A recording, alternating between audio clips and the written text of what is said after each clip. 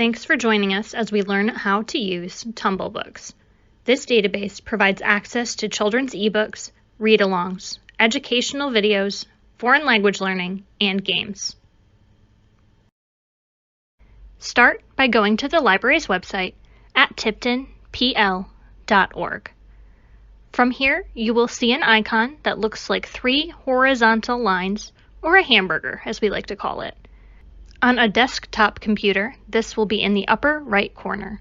On a mobile device, like a phone or tablet, it will be in the upper left. If you're on a mobile device, you will choose the Services option and then select Online Databases. You will find the TumbleBooks link on that page. You can also download the TumbleBook app. If you are on a desktop, you will select the TumbleBooks option from the right-hand column that appears. Click on TumbleBooks and you will be taken to a page that will require your library card barcode number. Input your number and hit the Sign In button.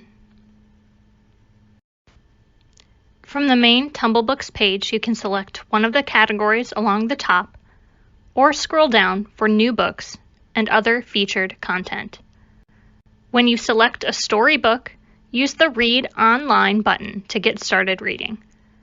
Some books may also have related videos. Use the arrows to move between pages. If you select a read-along, you can use the play button on the bottom left to start the audio feature. The words will be highlighted as they are being read to help you follow along.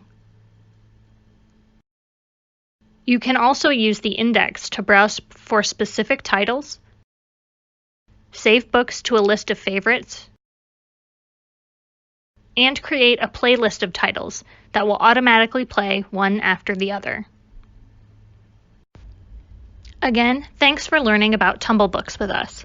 If you find yourself with questions this video didn't answer, please contact the Tipton County Public Library directly, and we would be happy to help.